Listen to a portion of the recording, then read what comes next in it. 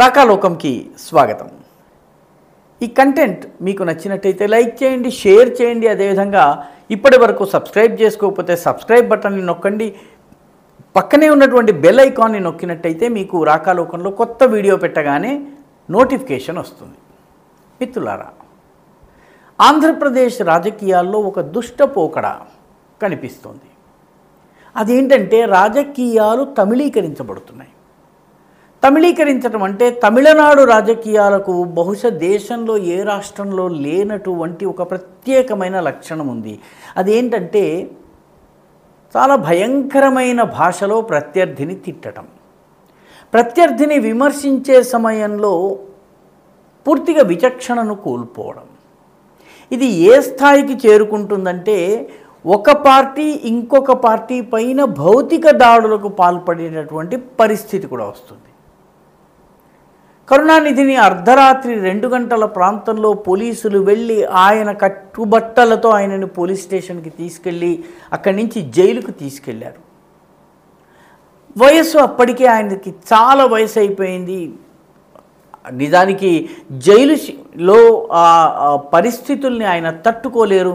అయినప్పటికీ ఆయన నిర్దాక్షిణ్యంగా తీసుకెళ్ళడం జరిగింది. అదేవిధంగా జయలలితని కూడాను శాసనసభలో అవమానపరచడం జరిగింది. ఇది తమిళనాడుకు మాత్రమే పరిమితమైనటువంటి దుష్ట సంస్కృతి అనుకున్నాం. ఇప్పుడు ఇది ఆంధ్రకి కూడా క్రమేపీ వ్యాపిస్తోంది. ఆంధ్రలో రాజకీయ పార్టీలతో పాటు వాళ్లకు సంబంధించినటువంటి అప్రకటిత ఐటీ వింగ్లు, అఫీషియల్గా పార్టీకి సంబంధించిన ఐటీ వింగ్ కాదు, కానీ పార్టీకి సంబంధించినటువంటి ఐటీ వింగ్ లాగానే పనిచేసేటటువంటి అజ్ఞాత సైనికులు ఎవరైతే ఉన్నారో వీళ్ళు బూతుల పంచాంగాన్ని విప్పుతున్నారు, బూతుల పురాణాలని వినిపిస్తున్నారు. కొద్దిగా వాళ్లకు నచ్చని అభిప్రాయం చెప్పగానే తిట్ల దండకం లంకించుకుంటున్నారు. ఇది ఒక దురదృష్టకరమైనటువంటి పోకడ. రాజకీయాల్లో చాలా మర్యాదపూర్వకమైనటువంటి రాజకీయాలు నడిచినటువంటి సంస్కృతి తెలుగు వాళ్ళకు ఉంది. చాలామందికి తెలియని విషయం ఏంటంటే టంగుటూరి ప్రకాశం పంతులు గారు ఒకానొక సమయంలో బెజవాడ గోపాలరెడ్డి గారికి వ్యతిరేకంగా పార్టీ పెట్టి ఎన్నికల్లో పోటీ చేశారు. నెల్లూరుకి వస్తూ ఉండగా నెల్లూరు పొలిమేరల్లోనే ఆయన బండిలో పెట్రోల్ అయిపోయింది. పెట్రోల్ అయినప్పుడు ఆయన డ్రైవర్కి చెప్పింది ఏంటంటే, నెల్లూరుకు వెళ్ళు, బెజవాడ గోపాలరెడ్డి గారు ఉంటారు, ఆయన దగ్గరికి వెళ్ళి ప్రకాశం గారు పెట్రోల్కి డబ్బులు ఇమ్మన్నారని అడుగు అంటారు. అప్పుడు వాళ్ళిద్దరూ రాజకీయ ప్రత్యర్థులు. డ్రైవరు చాలా సంకోచిస్తూ బెజవాడ గోపాలరెడ్డి గారి ఇంటికి వెళితే బెజవాడ గోపాలరెడ్డి గారు పెట్రోల్కి డబ్బులు ఇవ్వడమే కాకుండా పంతులు గారికి నమస్కారం చెప్పండి అని అంటారు. ఆ రకమైనటువంటి సంస్కారయుత రాజకీయాలకు పేరెన్నికగన్నటువంటి ఆంధ్రప్రదేశ్లో ఈరోజు బూతుల పంచాంగం, తిట్లు.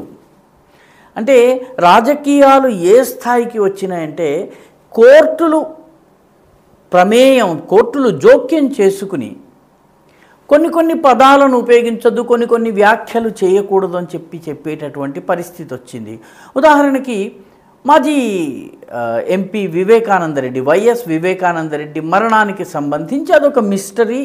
ప్రస్తుతం అది దర్యాప్తులో ఉంది, దర్యాప్తు కొనసాగుతోంది. కాబట్టి మ్యాటర్ సబ్జుడీస్ మ్యాటర్ మనము మాట్లాడటానికి వీలుండదు. దాని పట్ల మనము వ్యాఖ్యానాలు గనక చేసినట్లయితే అది కోర్టును ప్రభావితం చేసినట్లవుతుంది.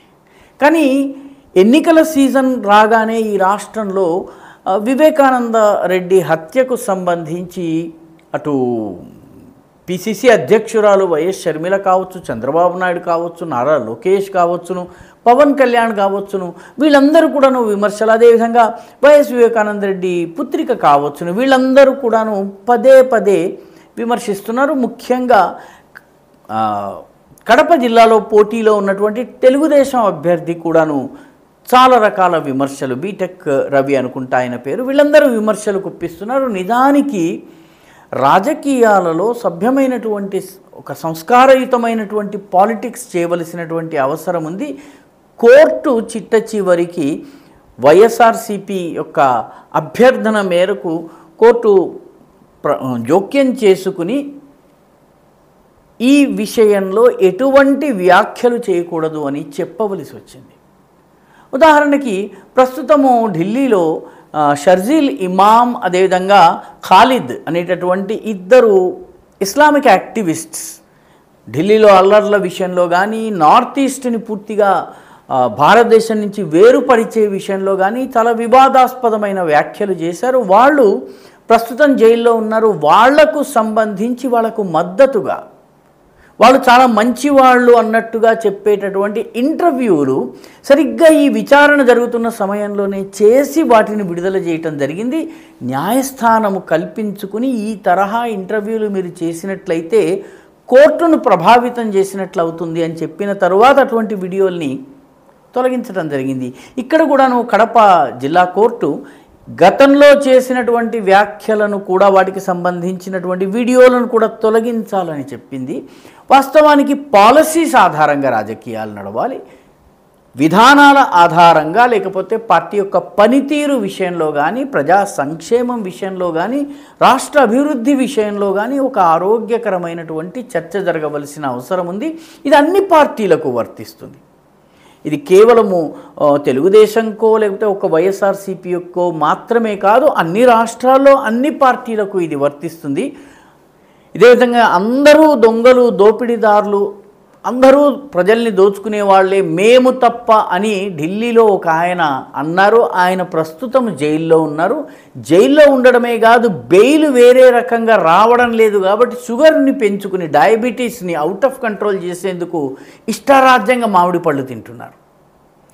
కాబట్టి ఈ తరహా రాజకీయాలు ఎక్కడైతే ఉన్నాయో ఎదుటి వాళ్ళందరినీ కూడా దూషించేటటువంటి రాజకీయాలకు స్వస్తి పలకవలసినటువంటి అవసరం ఉంది. ముఖ్యంగా కొత్త తరం ఓటర్లను రాజకీయాల పట్ల ఆకర్షించాలన్నట్లయితే ఈ తరహా బూతుల పంచాంగాలు విప్పడం కానీ తిట్ల దండకాలు ప్రారంభించటం కానీ ఇవి మానుకోవలసినటువంటి అవసరం ఉంది.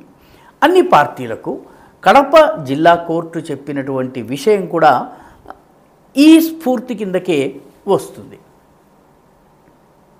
ఈ వీడియో మీకు నచ్చినట్టయితే లైక్ చేయండి, షేర్ చేయండి, ఈ ఛానల్కు సబ్స్క్రైబ్ చేయండి. మీ అభిప్రాయాన్ని కమెంట్ల రూపంలో తప్పనిసరిగా పంపించండి.